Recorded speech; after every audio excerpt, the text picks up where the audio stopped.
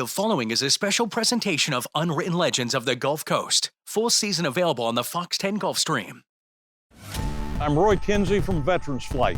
The airplane behind me is a 1943 Navy Stearman, which was the first airplane student naval aviators flew during World War II. Stories have a way of growing over time. Tapestries woven, waiting to be told. There are tales throughout our Gulf Coast, old and new. These are our unwritten legends.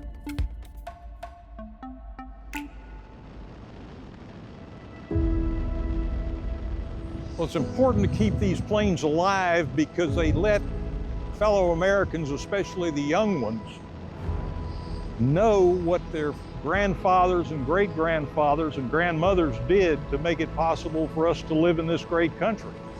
Americans came together in a way that hasn't been seen since, and something we desperately need in our country today. We need people to be American. Ladies and gentlemen, there was two vintage Stearman biplanes.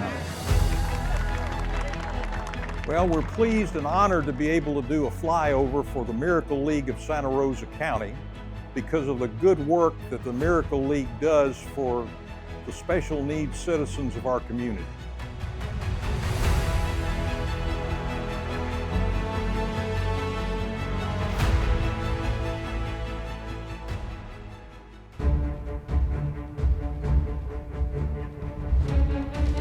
My passion for flying started when I was 5 years old.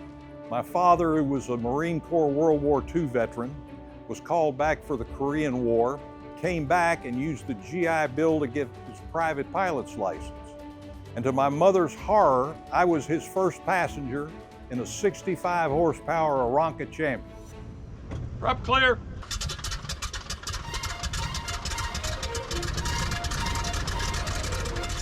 Number one, my father was a World War II Marine. He stayed in the Marine Corps after World War II in the reserves, ultimately retired as a full colonel. So I grew up in a Marine Corps family.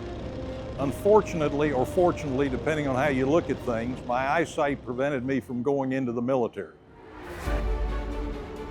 I'm not sure there's any real way to describe that because depending upon what the circumstances are, things vary greatly from day to day.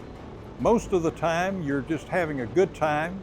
You're paying attention to what you do because you've planned things properly ahead of time, and everything is working correctly.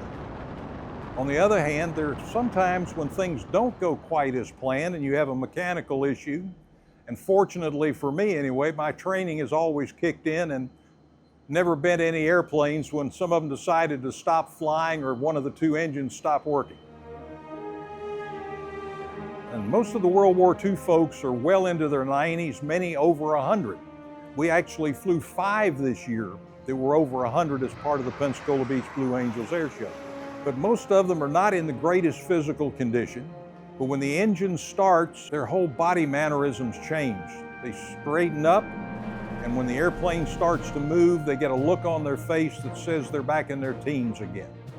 And the guys love to get back in these airplanes because number one, it was the first airplane for many of them. Number two, they bonded with their fellow students because it was a very demanding program with little tolerance for failure. And number three, while they were flying these, nobody was trying to kill them.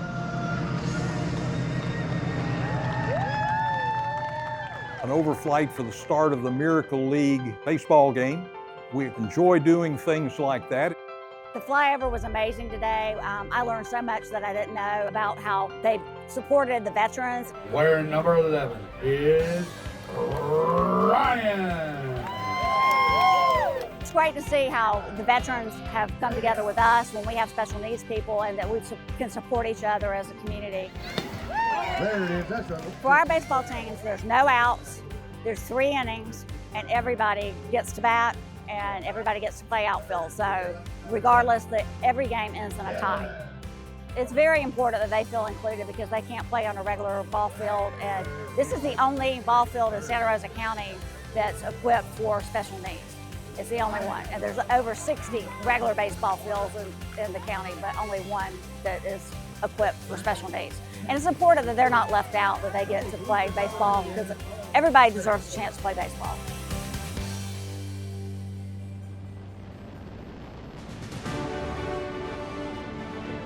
Well, the open cockpit biplane trainers that both the Navy and the Army Air Corps used during World War II were very simple 1930s technology. And for many of the aviators who are training to become pilots, they were the first airplanes in which many of them had ever flown.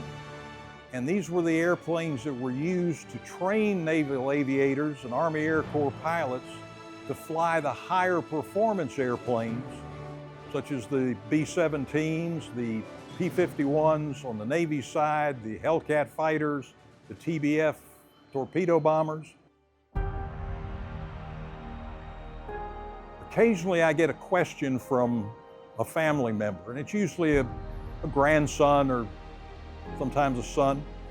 How much will it cost my grandfather to fly as part of Veterans Flight? And it's my favorite question with the easiest answer, which is, it doesn't cost anything. These Americans paid for their tickets in full many years ago. Thanks for watching Unwritten Legends. If you have an unwritten legend that needs to be told, we want to hear about it.